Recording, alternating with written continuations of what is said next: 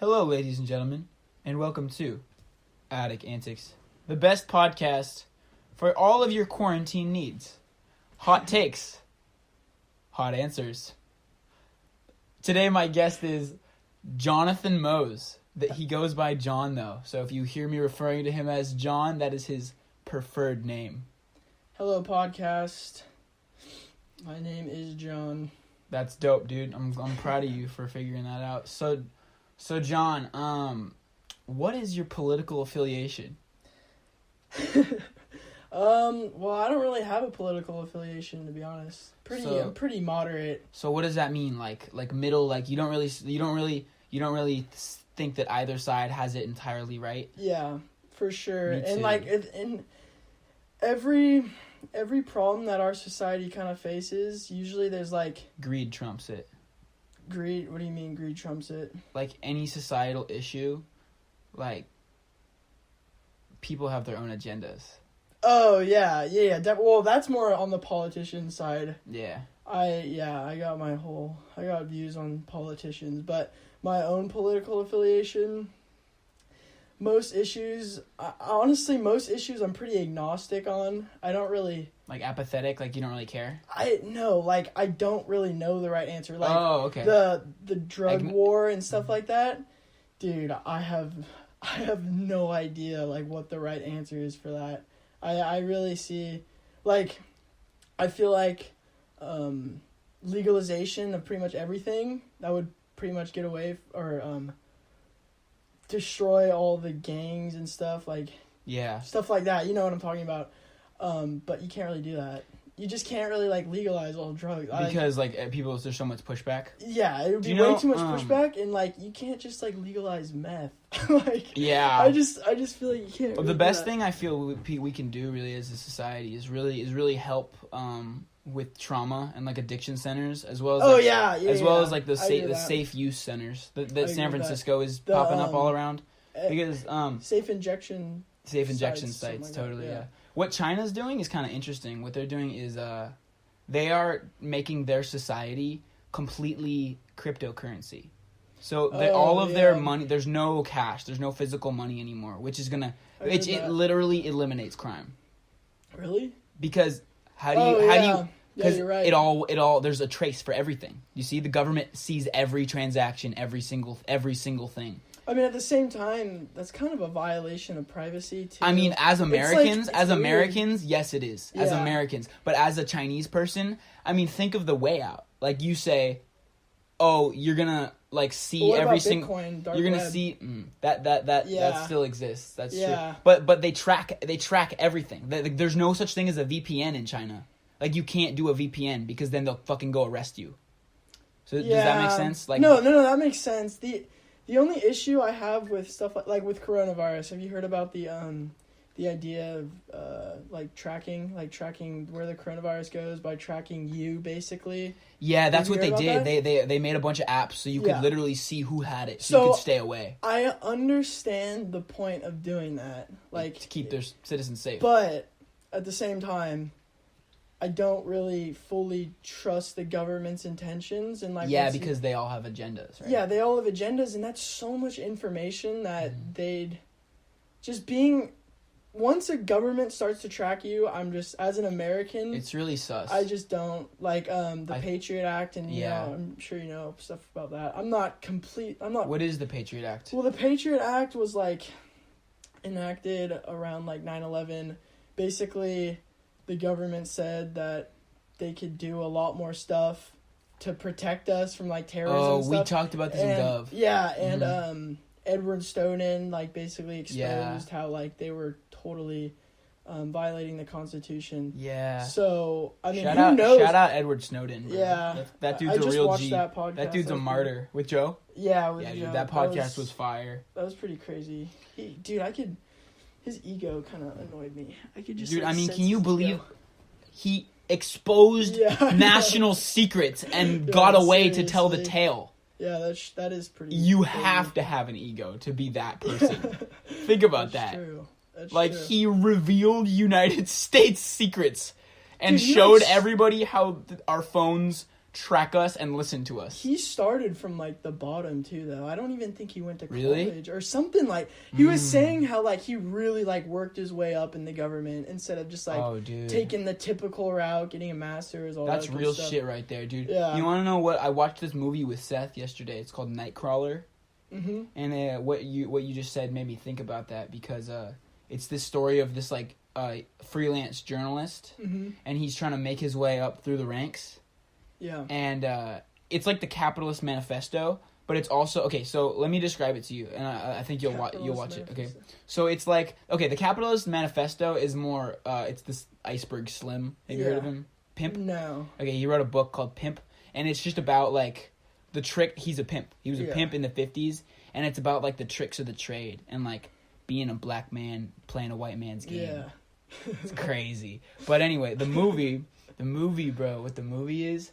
It's a modern version of Taxi Driver, and it's a more realistic version of The Joker. Yeah, I don't really watch movies that often. You should check that shit out. It's good. I have my opinions on Hollywood and movies. Like, well, I'm telling you, this is like a good movie. Really? Yeah, I'll watch Jake it. Gyllenhaal stars in it. If there's anybody who knows how to pull off edgy psychopath, it's Jake Gyllenhaal.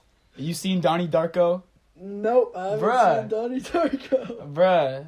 I'm not much of a movie guy. Okay. Dude, these past few years, I've had, like, no time to be... Well, you've been playing guitar? Yeah. So tell me about guitar, because don't get me wrong. I'm not going to shit on you for not having the same passion for movies that I have. No, I don't have anything against movies. Yeah.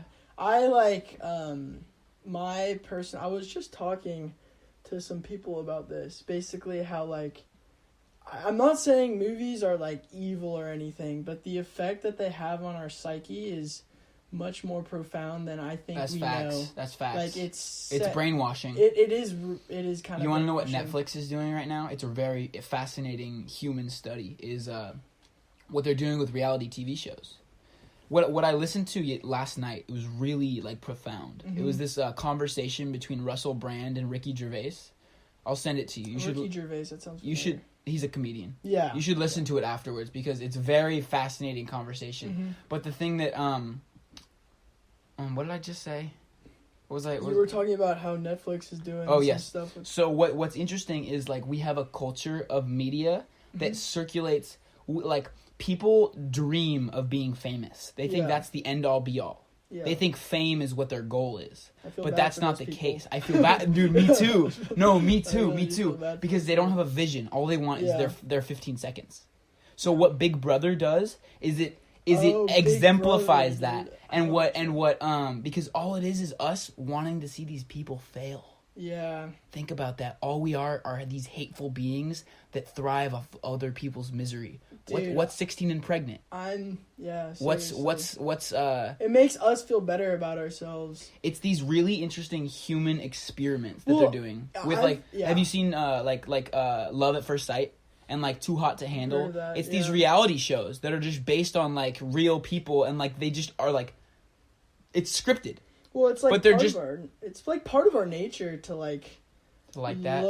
To like that kind of stuff. I mean, you could look at it from a scientific standpoint and like a psychological standpoint, because, like, people, I don't know, it's almost like part of us to kind of enjoy watching other people suffer. I mean, Romans used to watch people, like, kill each other. Yeah. And, like, in fact, I'm reading this book. It's called Sapiens by Yuval something, and he kind of went into this about how it does seem to be kind of part of us to enjoy others' suffering, and it's a really dark aspect of humanity. But so you can look at it that way, that it's just kind of part of us, but you can also look at it like by your own personal the way you think. Like, I feel like a lot of people, without even really knowing it, they watch that stuff and, like, just kind of feel better about themselves just because, like, they're not really in that situation. They manifest it subconsciously. Oh, you mean, like, by watching that stuff that they manifest that is what they want. It's subconscious, like, idea planting. Yeah, I could see that. What I feel, I have a hot take on gun rights in America, is that like another thing I don't like what do. you just said about how humans that's part of our nature. Yeah. I feel like because America was this country that was so young, that was just founded off of like hate towards another government. Yeah. It was founded off of anger and hate. And then we had this whole other culture of anger and hate that was slavery. And, and that was just part of us. And so, we see very lasting, lingering effects of that. So in turn, that and the NRA's agenda is why we're so apprehensive to fix gun rights, because we're so conditioned to fear. Yeah. We're so conditioned to expect violence. Like we understand the problem, but nobody really can effectively address the root of the problem because no one wants to. Because guns and this violence, this culture that we've built America from the ground up with, is just part of us still. Yeah. What do you think about that? I mean, that's one way of looking at it. How do you see it? I see it as, again, this is also kind of a pessimistic view, but like regarding gun laws, humans are pretty shitty, dude. Like, I mean, I personally, there's ways of looking at it. Before you go into this, I, as a person, like to my core, I'm a dispositional optimist. You know what that means? No. It means no matter how bad something is, I always find the good. I always see the silver lining, and I always find a way to like think about it positively. Yeah. So I'm gonna piggyback off the negative part first. So again, with this book, I'm trying to think where I was going with this. Hold up. Sapiens. With this, yeah, I know the book. the idea that I was like inherent oh yeah, I remember. So I actually just read this, how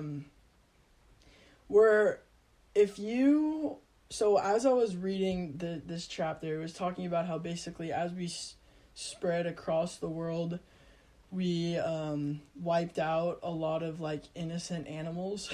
And like as I was reading this, rest in peace to the bison, bro. If you were to just replace like Homo sapiens or humans with like coronavirus or something, or like another word, dude, like we're just a virus. We're just a virus. Like that is, we're so toxic. That's so right. So that's just one way of looking at it.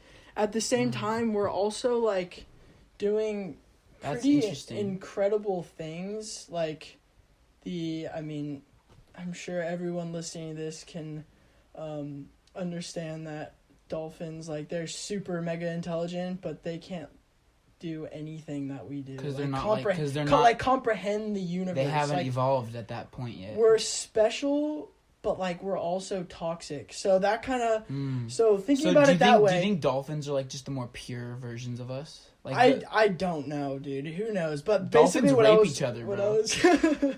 Jesus, bro. They do. I mean, humans rape each other. Yeah, it's fucked up. So dolphins ain't innocent. Yeah, is all I'm trying to backtrack on my own. Anyways, what I'm saying is like, there's a very negative way at looking at humans, and there's also a very positive way. And I think everything in life, you can really look at it that way. There's negative like a really negative, like with what you were saying about America, how we're built off of hatred and stuff. You can also make the argument that we're built off the desire for like independence and personal freedom. That's facts. And like I agree with what you're saying, but you also gotta like see it the other way, which like I think back to the political affiliation thing, I think that's why I'm so moderate, because I'm able to see like the good and bad of like a lot of things. I mean, not everything. Like, totally. Racism and stuff. I completely agree with you, and I'm not saying that America is just built off of those two things. Yeah. I'm just saying that is the reason that we're so apprehensive to address this issue that is plaguing our nation of gun violence. Did you know that from January to March 4th, there were 3,000 deaths from gun violence in our country? Really? 3,000. That's a decent amount. I mean, in 2 months. Yeah. In 2 months. That's a lot. In Chicago, there were like 700. That's scary. But do we know how many of those guns are, like, legally bought? Probably like half. Yeah. I don't know. I'm not, with guns. Paul Ginn is very pessimistic on this as well. He says that it's a very unrealistically solvable issue. Like, there's no, like, real solution. Yeah, that's how I am with a lot of political. And it sucks. thing. It really does. Like the prohibition with alcohol and with drugs. I think it would be a similar thing with guns. To be honest, there's that's always, a good point. There's always going to be there's always going to be there, and so there'll always be a supply. That's just how it is. Yeah. So, I mean, I am pro. So if I could summarize my views on gun laws, I would say that it definitely needs to be really hard to get one. Yeah. But we need to make it harder than it is. Yeah, prohibition, I don't agree with. Like banning guns? Like banning it. No, I don't agree with. Yeah. John, the thing with me, dude, is I think that the Second Amendment and like how we interpret it in modern is the biggest tragedy of like the Constitution as a whole, because all it says, and it was because we had this mindset where we didn't want the government to, it's all about personal freedom, like you said. Yeah. And it's like we wanted to make sure we had the right to establish, like, the people had a right to establish a militia to fight back against the government if in the off chance they do become corrupt. However, we interpreted that as you can never take our guns away. Yeah. Do you get, like, that's so fucky. Yeah. That's so fucky to me. And it's so manipulative by the NRA. Like, we're brainwashed. Yeah. That's what I hate about it. Yeah. I hate that, like, with a passion. I've never really thought too in depth into it, to be honest.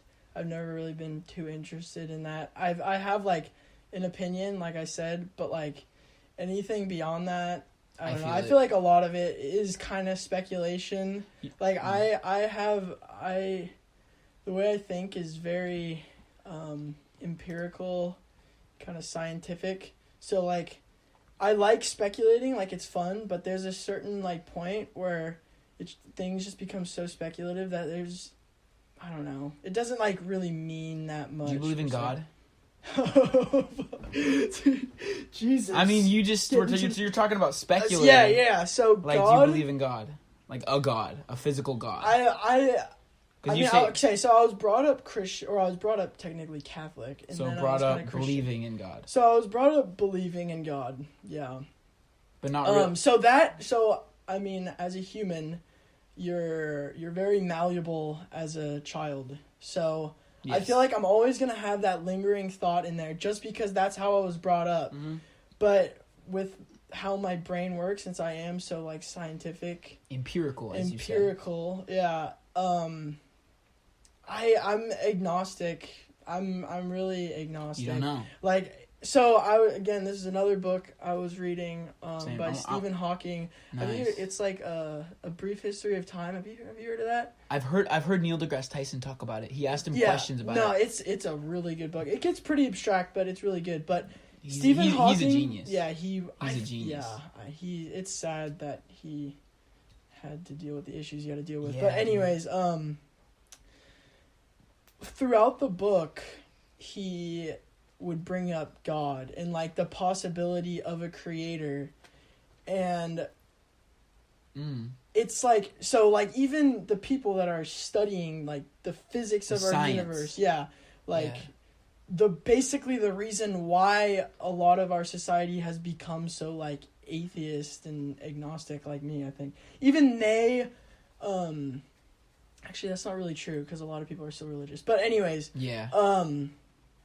even he, like, brings it up. Because, like, there are certain patterns in the universe and certain things that we've discovered that are just so, like, unexplainable, unbelievable, just, like, crazy. That's so true. Like, just think about evolution for a second. Yeah, like, that's so fucking crazy. Well, so the idea of evolution, like, it makes sense, but just the fact that, like, everything works out that way, like, it's so, like, beautiful, but, like, comprehensible to us. That's a really good way to put it. Yeah, but beautiful and comprehensible. Yeah, and it's really cool. Anyways, continue, like I was saying on Stephen Hawking. With Stephen Hawking, yeah, he, like, I'm trying to think of an example of when he brought it up, but, like, even with ourselves, like, if you look into the idea of consciousness, and dude, it's crazy. Do you meditate? Yeah, I meditate on occasion. So I kind of have this issue with my head. When it gets really bad, I'll meditate. It kind of eases it down. What do you mean head getting, like, anxiety? Not really anxiety. It's called like brain fog. So like my brain will get. It's a real term called brain fog. Well, everyone who's listening to this can look it up. My brain will just get like so foggy. Like even right now, it's kind of a little foggy. I've kind of learned how to deal with it, but it just gets really foggy, and that's really, if you look it up, you can find a way better explanation than the way I'm explaining it right now. That's interesting. But yeah, it sucks. But anyone who's listening and understands this, because a lot of people don't, know that you're not alone. No, that's kind of like that's interesting. Touching. But yeah. So what was I talking about before that? Consciousness. Stephen Hawking and just the possibility of a God, even though you're on the pursuit of like true facts. And then I tried to think of an example, but I couldn't really think of an example. So I was just saying how like just the idea of consciousness is so crazy, but at the same time, we think we know a lot more than we actually do know, and history has shown us that we don't know shit. We don't really know shit. We have a lot more to learn, and it's highly probable that those questions that we have to put a creator like to explain what's happening, those will probably be figured out like everything else. And I think it's just gonna be a constant cycle. Like we're gonna discover something crazy that's unbelievable, and within a couple decades it'll just be another monkey question. Yeah. That's kind of what I think. That's a good point. So, again, I'm agnostic. What about you, Cameron? So, let me get into it. So, basically, I've been reading into, my whole senior year, I've been reading into a lot of Buddhist and Hinduism philosophies, because they're not really religions. They're more of just like they're ways of living. They're schools of thought. Yeah, schools of thought. And so that's what I really, really a lifestyle I love about them. And so what meditation allows me to do is really like clear my mind, and part of Buddhism is like a very disciplined practice of meditation. And so every night for the past week, I've actually been meditating with my sister. It's been pretty good experience. That's pretty cool. Because like I detect a lot of like angst and anger from her, and I feel like I don't have that. Like I mean, I of course I get angry and like I get anxious when she gets like that, but like it's always like kind of stems from her. And I feel if she kind of like psychoanalyzes herself, it'll really like help her. Yeah. And it helps me because at the end of the day when we do it it's like 11:30. We just throw on of Sam Harris? I've heard of him. Sam Harris is really big on meditation. And so we put on his meditation, and it's just a very like, you start by just focusing on your breath. You think about how you feel, like where's your head at? Are you racing? Realize that everything you're feeling is just part of consciousness. Yeah. And everything you're feeling is part of consciousness. And then when you focus on your breath is your anchor. So I really feel like our spirit is kind of our anchor. And like our spirit, whatever that is, like it's the source of our thoughts. So whatever this spirit is, and I feel like just the fact that bands, like have you ever I read a book about the Grateful Dead. And they took a shitload of acid, and they listened to Alan Watts, this guy that I'm talking to you about. Yeah, I know who Alan Watts is. So Alan Watts is lit. Like Alan Watts is really, really like changed my life. Yeah. Changed my life straight up. Yeah. And the bassist of Grateful Dead, he wrote a book and I read it. And what he talks about is when they play together, it's like this spiritual connection of consciousness. Like that's what I want to get into is like I believe in knowledge and I believe in art. I believe art is the purest form of human expression. Like I feel that religion and like speaking, like that's all art. That's just like really like popular human thoughts that like created a community. Yeah. You know what I'm saying? Yeah. So like music and art, the power that it has to bring people together, I feel like if you have the power to make art, there's no reason you shouldn't. Yeah. Because of the joy and the connection that you're going to deliver to somebody else. And also, art is a way that we can, as humans, live through death. I wish more people understood that concept, how powerful making art can be. Like, I can't draw or do any of that stuff, but I can make music through with guitar, and like it is powerful. Can you tell me about your experience learning guitar? Okay, so I'm gonna make a connection here. So when I went to church camp, like my freshman year, sophomore year, whatever, the little groups that we'd have, like when we pray and do all that stuff, it's really powerful. Like it's definitely you get like a communal, like a really powerful communal sense. But like it's powerful and you feel something there, and it's like it is tempting to be like, dang, like it makes you think that, like emotionally, it makes you think that there may be something beyond us, because like it's something so powerful. But that's so true. When you make music, I almost get the same kind of feeling, like as when you're praying. Well, when I used to, not when, I don't know, I forget what they're called. They're like, have you ever been to church? I've been to church. Yeah, so like when they're singing and stuff. Yeah, that's like that. I forget what it's called. Dude, there's this woman. So what it made me think about when you just said that is, I work at Savers, or worked before I got fired laid off because of this whole thing. Yeah. But people, I don't know what it is, but I have something about my own spirit that just draws other spiritual people to me. Like I'll be helping somebody out with a donation or like carrying something to their car, and I'll just start talking to them, you know how I be. Yeah. And like we get like people open up to me. Like this woman like opened up to me about let me finish this real quick. Yeah. This woman opened up to me about like her experience with like cancer and like how she like was dead. She was legally pronounced dead. And she told me that when she was about to die, she like Jesus Christ talked to her. Yeah. And she was like, she like wholeheartedly like believed that. Yeah. And she was like, and when I experience other people that have that inside of them, it truly makes me like question, like I feel like I'm missing something almost. Yeah. It feels like something so spiritual you really can't explain it. It's something like she prayed. She prayed with me, for me. And she told me to come to the Rock. Have you heard of the Rock Church? It's in Danville. Yeah, I've heard of it. But she said that they got this new sound system, and like it's really invigorating to the youth because what they're understanding, the church, is that the way to connection is through art and through music, and so they understand that, and they're using it to connect each other. And when I see things like that, bro, that's so mind blowing. And when I experience that, it like seriously like. Yeah. Like there's some new synapses going, you know what I mean? Yeah.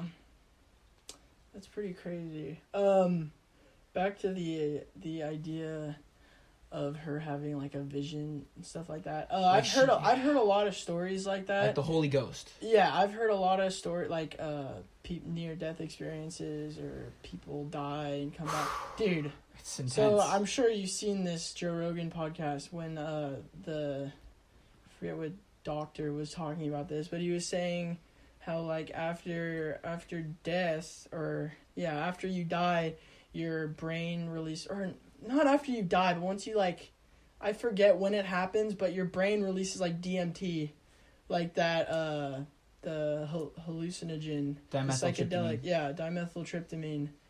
And dude, that could have literally just been a trip, and it's all so subjective. Like every other trip you have, everything is so subjective. That's why I don't believe in God or Christ personally. Dude, maybe I believe in the Christ consciousness. I agree that it's subjective, but knowing that our brains produce DMT. Have you heard of the theory of the burning bush, the acacia bush? Oh yeah. And how that is kind of what inspired like the first Testament. The Ten Commandments. Yeah. So, like, knowing that, dude, I know. Like, that knowledge is so, like, life-changing. Because you realize that all of religion is just based on getting to this... It could be.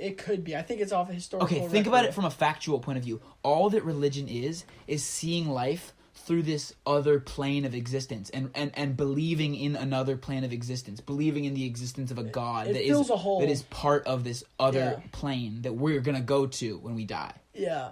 Like, so knowing that, and that's kind of what the idea of religion is built off of, like, you gotta think that it's like, we know this other dimension exists. Mm-hmm. We know it because we've seen it, and we've had people on DMT see this, right? Like, it's something in nature. Mm-hmm. Like ayahuasca, you heard of that? Yeah. So we know this is out there. Yeah. We know this is what it does. Mm-hmm.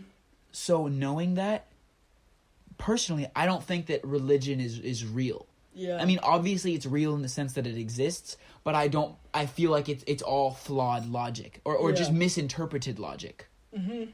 So personally, I believe in the spirit of the self. And if you figure out how to understand yourself and others and understand that, like, when you die, you're just dead. Mm-hmm. Like, when you die, you're dead.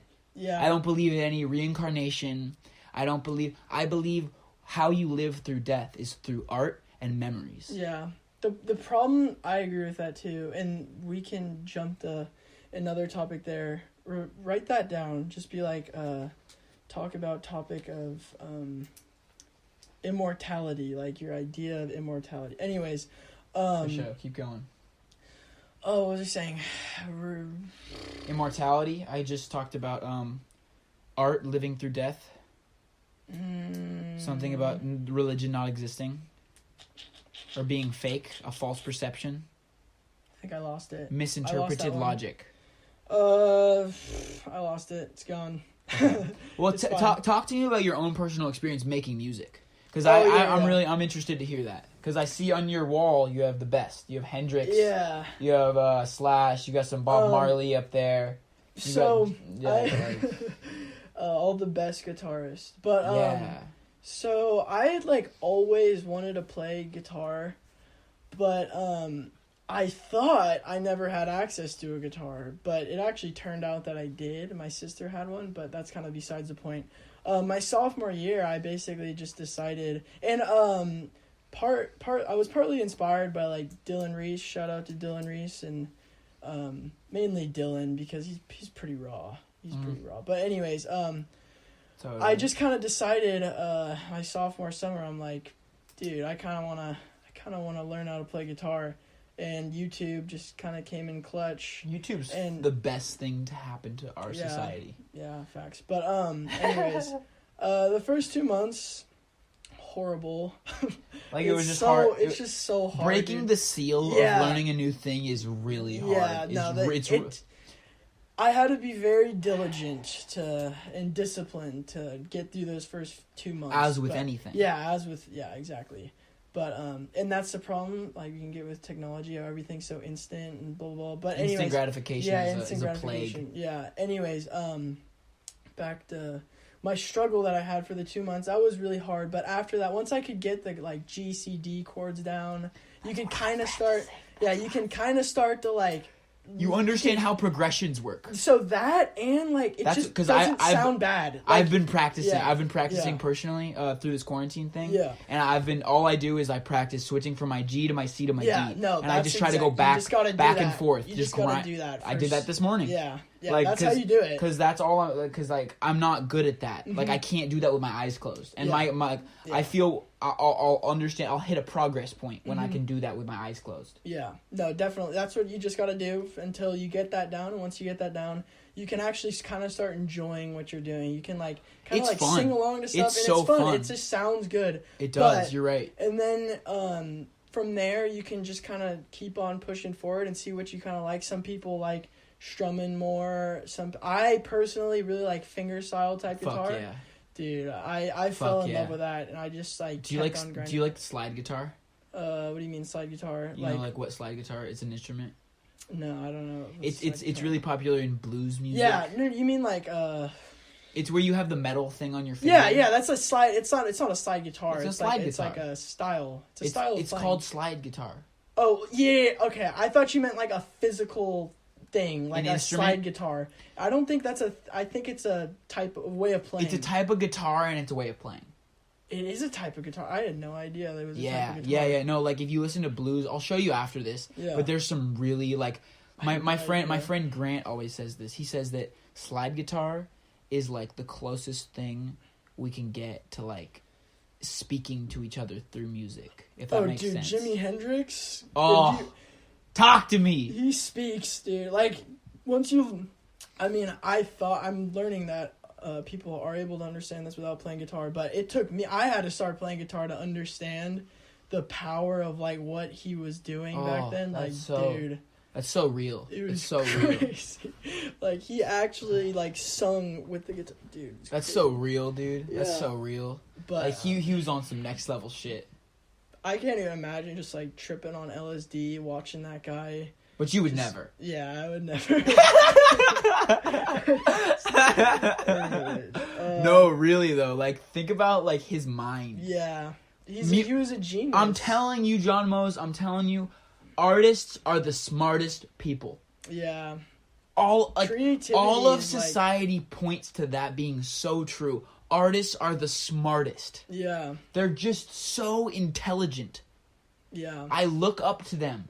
I don't look up to politicians. I don't look up to like to CEOs. Mm-hmm. I look up to artists. Yeah. And even saying that, like, Elon Musk is pretty much an artist. Like, if you think about it, he's an artist. Mm-hmm. He's an inventor. Yeah. Like when you think about good art, just creativity. You look up to creativity. It's so beautiful. Yeah. And I have such faith in that. Well, there's something so unique about the idea of creativity. Like, we're so, I don't know. It's what makes us special. Yeah. It's what makes us special as human beings. Creativity. It's allowed us to go past our genes. Like, most animals just rely on their DNA and genes to, like, survive. I like how you said that. We're able to, like, be creative and just, like, go so beyond all that. It's, creativity. I agree. It's very, very, very powerful. Who's your favorite guitarist? My favorite guitarist? Yeah, dude. I mean, I kind of want to say Jimi Hendrix just because, like... What's your favorite album? B.B. King is pretty freaking fuego. B.B. King? My favorite album? Dude, I don't really listen. I don't, like, know the album names. I just go through the iTunes Music, like, their top songs. Like, I don't really know. Yeah, me too. That's kind of how I discovered new artists. That's how I discovered all my artists. When I really like artists, I listen to their albums in one go because I've never done that. Because that, to me, when an artist creates an album, I should start doing like that. A music artist, dude. When they make an album, it's more conceptualized than you know. Dude, I should definitely. I've never just, like, listened to an album. You should. I've never really? like thought. No, like, just like one. No, like all the way through. I don't think I've ever done that before. They're so conceptualized, bruh. Like, listen to. Let me give you a suggestion. Listen to Macadelic all the way through. Macadelic, I think I've heard of. It's Mac Miller's mixtape from 2012. It's so fire. I'll listen to it. It's so fire. This was at his point when he was like, he was kind of depressed because, like, his first album, Blue Slide Park, like, it was a party album, mm-hmm. and, like, Pitchfork, the music blog, so Pitchfork rated it like a 1 out of 10. Yeah, dude. And so he was just, like, heartbroken about that. He was like, I poured my soul into this album, mm-hmm. and it, like, they hated it. And so he was like, I'm going to make good music. He was like, I'm going to make good music. Yeah. And he did, dude. That album is special. What I did, John, is I have this software. It's called Writer Duet, and it's just like a script software. And I wrote a podcast that I'm gonna publish soon. I just need to create the FL Studio file because like I just haven't been able to start it. Yeah. But it's this podcast where I go song by song and I dissect lyric by lyric. That's pretty cool. I dissect the meaning, and going through this whole album, doing that. Yeah. Every song, I like felt like I understood him more. If that makes sense. Yeah, dude, those are the real artists. I don't know how I've never done that before. Well, after this, you're gonna change your life. Yeah.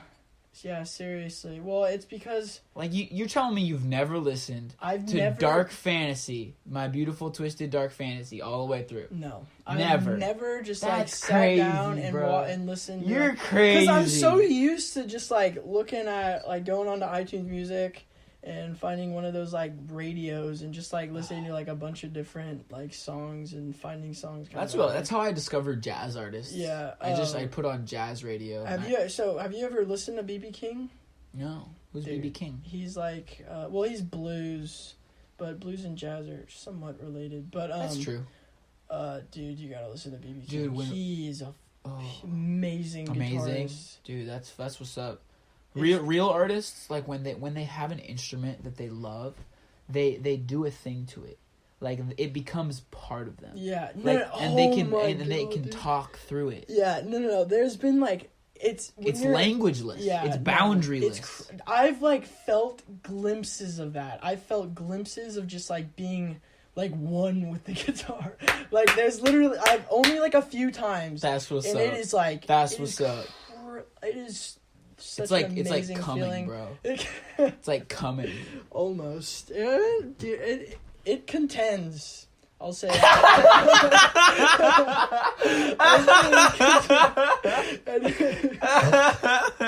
Anyways, I can just imagine just like being up on a stage, just being like one with your instrument, and just like that is like too amazing. Like that is, and also I can imagine being in a band. So like not only feeling like one with your instrument you play, but being synchronized with like other people.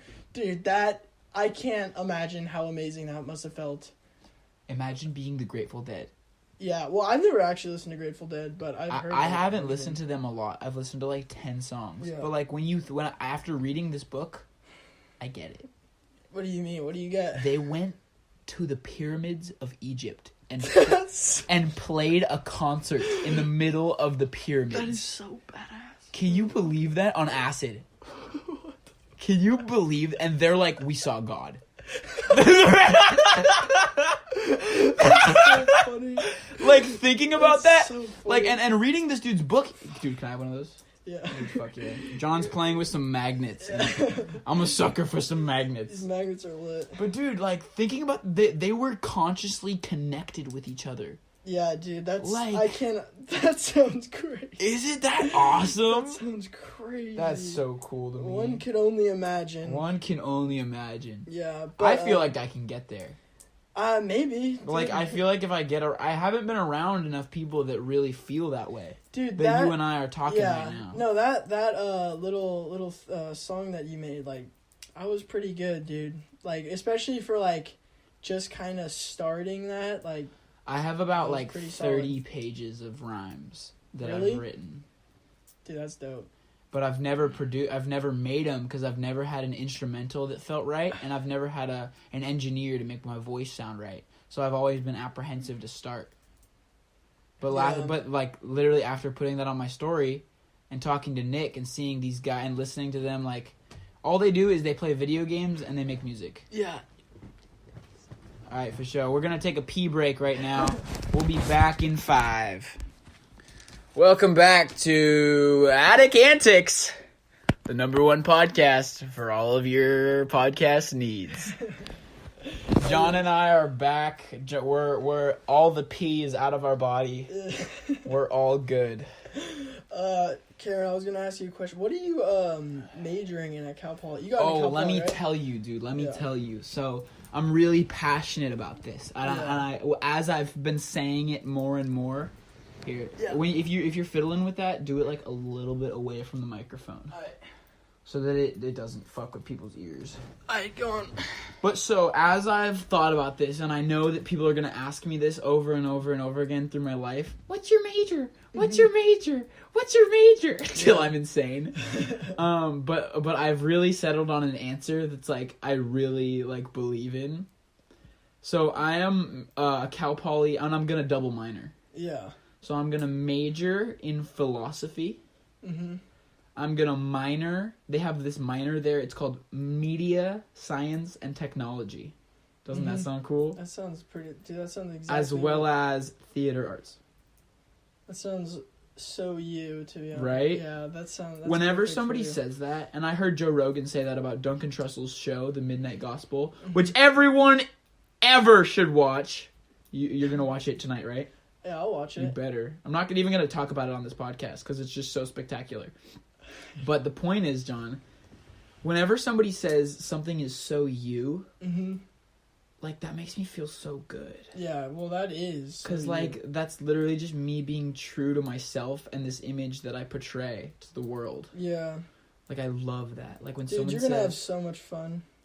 That's going to be life? lit. No, well, I mean, for the next 4 years, Just and studying. probably in life. Yeah, dude. Life is fun. Like, Cal Poly, like, that is such a nice area. Like, dude, it's gorgeous. Yeah, and studying Just that, hill- like, studying what you, mountains like, love. And oceans. And their philosophy department is so small, so I'm going to have such a close relationship with the professors. Yeah, dude. That's lit, right? That's going to be lit. That's going to be fun. That's going to be hella fun. I'm really excited about it. How about you? Well, honestly, like, I went in thinking I was going to do aerospace engineering, which I'm still, like, interested in. I'm sure MIT has a pretty darn good aerospace engineering. Yeah, is aerospace like space? Or is it more airplanes? Well, so there's like aeronautical and like aerospace is more broad, so you kind of you become an aerospace engineer and you can kind of either go more into like planes and stuff like that, like fluid dynamics, so like the air like in the atmosphere or out of the atmosphere. That's basically how you like... When I heard Elon Musk talk about that, it blew my mind. You think you're going to be the one that helps him build electric aircrafts? Maybe. To save society? We'll see. Well, okay, so that's what I originally was planning on doing. What? The aerospace engineering. Okay. But now, I don't know, dude. It's tough. Like, I'm also interested in mechanical. Those are kind of similar. But, dude, computer science... I don't know, dude. That I've been getting really into that lately, too.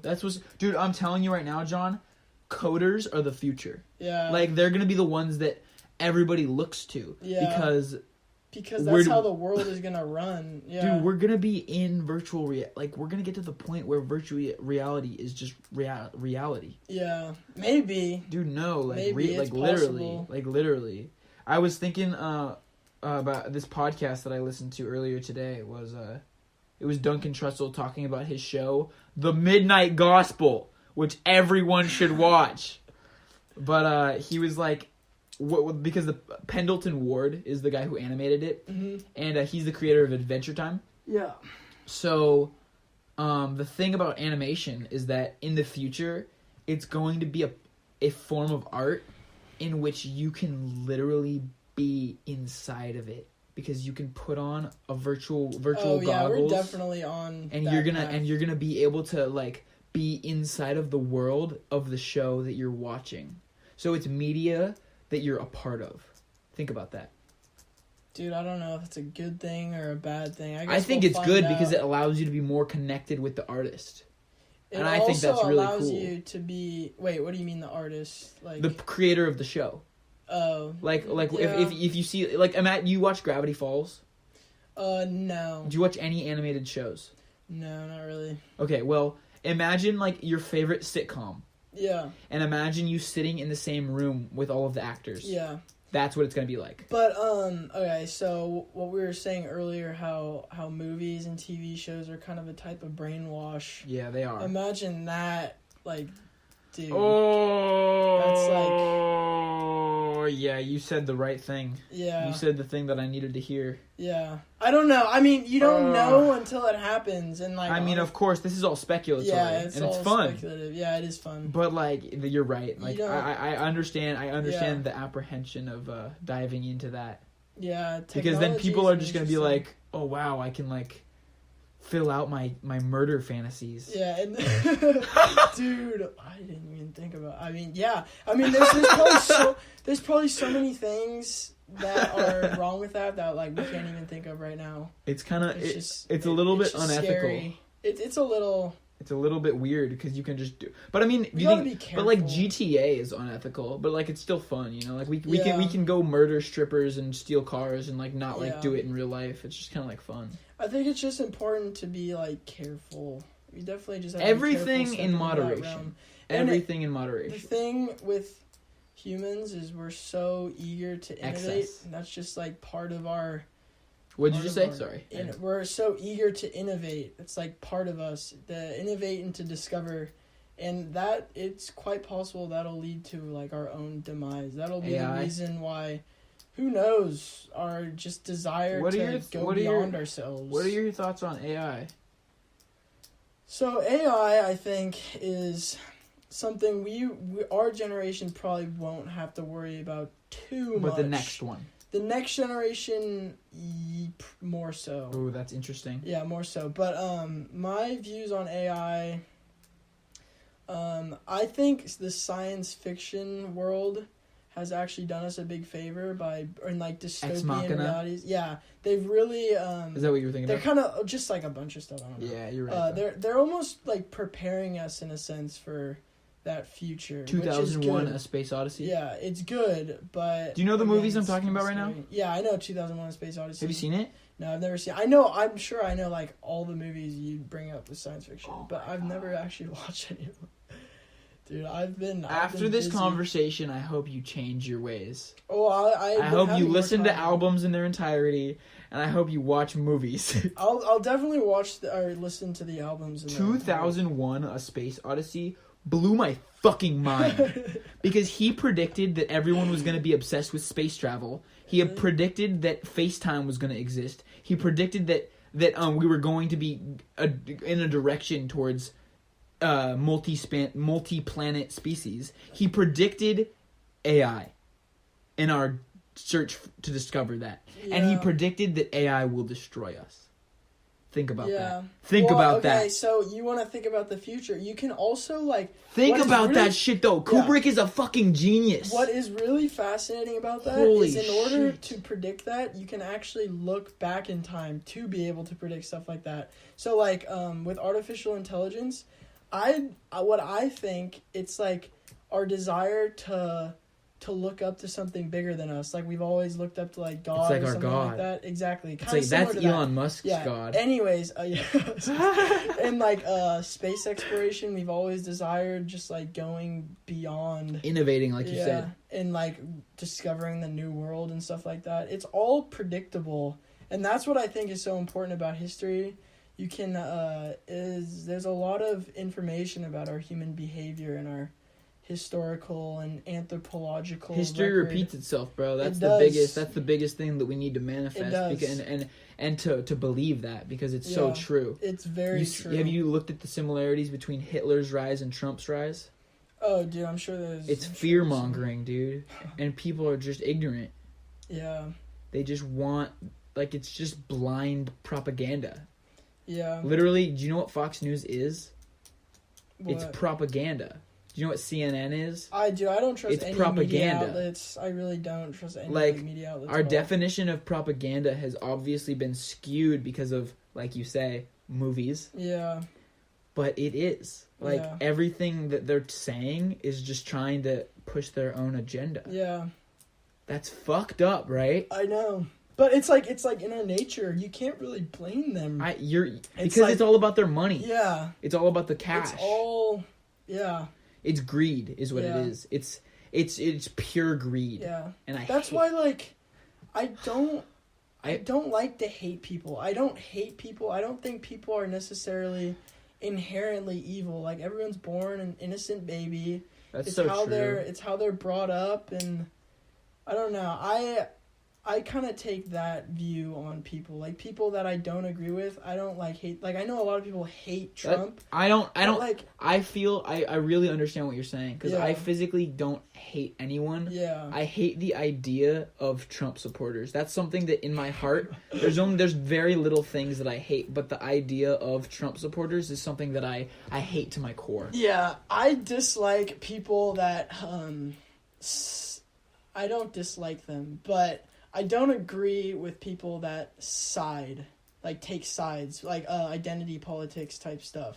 Like people like social justice warrior kind of, type yeah. people? Like if someone identity if all politics. Someone does is if someone basically like identifies with Trump's administration and says like everything they do is good, then I don't agree with that at all. But I also don't agree with everyone that says like everything he does is bad, because.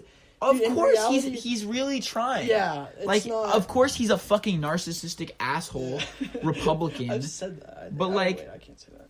But like, he's trying. And that's all you can really, like, give him, like, that's all you can really do in this life. It's not like he's trying to run us to the ground. Yeah, like he's trying to help. He's trying to... From his experience, he's doing... business. Yeah, he's doing what he thinks is right. He's doing what he knows, and he's doing what he thinks is right. And... We all have morals. Yeah, exactly. Like, it's impossible to have a human being with no morals. Yeah. We all have that. Yeah, unless you're a sociopath. Unless you're a sociopath. Yeah. You ever seen American Psycho? Nope. Okay. I've never seen American Psycho is one of those, like... And also Nightcrawler. You should really watch Nightcrawler. I gotta watch a lot of movies. You've seen so many movies. They're really... That's what I'm gonna do. Like, I don't know if you can understand that from, like... the point of what I'm gonna study in college, but like I'm gonna direct plays through the theater department. Mm-hmm. I'm gonna try to dabble in stand-up comedy. I don't know if you know this, but at the BSU talent show, I did stand-up comedy. Really? Yeah. Dude, I should have went there. Dude, it was pretty fun. I put it on my story. Really? I deleted Snapchat end of March. Yeah. Oh my god, you want to get into social media? No, fuck, so let's not talk about it. I don't want to talk about it. Why? Because I hate it so much. I think it's corrupting everything. Yeah, social media is... I hate it. Literally, it's like the plague. Like, it's literally just world domination. Dude, someone just told me this. It allows us to have, to not form our own ideas. Yeah. It's like, a funny joke that I heard about it was during Dave Chappelle's Mark Twain Award acceptance. Mm-hmm. He said, this Sarah Silverman, she's a comedian, and she said, I know you guys are all wondering about how you feel about this. Don't worry, you get to check Twitter after. Yeah. No, dude, someone just told me that, I don't know how true this is, but someone did a study asking, like, elementary schoolers who, like, what they want to be when they grow up. Yeah. And I guess, like, the number one thing was an influencer. I know. Someone told me that. I don't know if it's true. I wish we had a video because my mouth just kind of like... Dude. Wow. It's like, that is so sad. Like, or even when we were in elementary school, like, people wanted to be like an astronaut. It's like, dude, think about this. What are they actually influencing?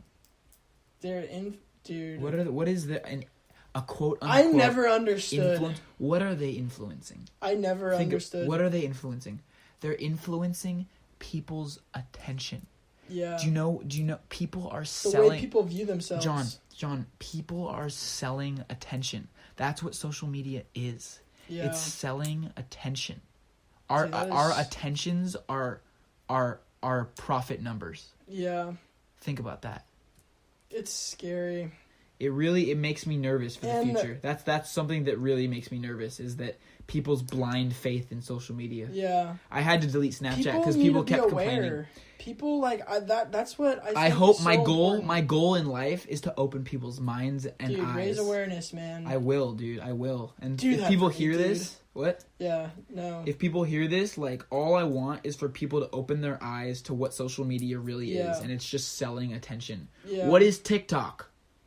Dude, I never What is TikTok? I didn't either because I knew it's just brainwashing. Yeah. Like the Kanye West said it the best, dude. He said do you know why so many women do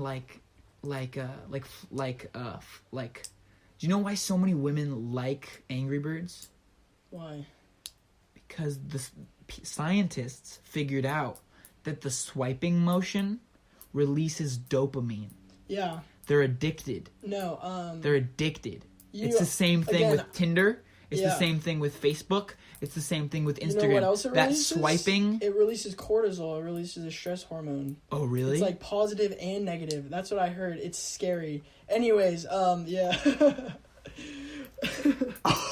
I know. No. But, this is, again, I don't know how true. I'm pretty sure it's true. But, a lot of, the owners of, like, Instagram and a lot of these big social media sites, they don't let their kids use them because they know, like, they literally have departments that they're like people from Las Vegas that work on the lottery machines and try to make it as addictive as possible. They have, like, departments that, like, do that exact same thing with the social media sites. You know what, John? That right there, that's evil. I think that's evil, yeah. I think that's the definition of evil. Because that is just pure greed. There's no ifs. There's no ifs, ands, or buts. Yeah. Exploiting other people That's evil. Our natural human tendencies. That's what they're explaining. Evil. I think that's evil. Yeah. Well, it's greedy. But greedy is... What is money is the root of all evil? That's greed, right? Yeah, well, yeah. Greed is the root of all evil. But, like, again... Think about that for a second. Hold on. What? Think about what? Greed is the root of all evil. Yeah. Think, like, just manifest that for a second. Greed is the root of all evil. You picking up what I'm putting down here? Yeah. Greed. Self-interest. Self-agenda. Yeah. Greed. What is the meaning of the word greed? You want to hear something else trippy? Yeah. So, fucking blow my mind, John Mose. Relating Mr. to MIT. this greed kind of thing. Again, in this book, you got to read this book, man. You're a smart guy, John Mose. You're a smart guy. Thanks, Cameron. You're smart too, dude. Thank you. You're. Anyways, back to the book. So, I just had a little moment there. No, I'm just kidding. I'm just kidding. Anyways, back to the book. So obviously there's more to this, but scientists think that gossiping was actually like our language developed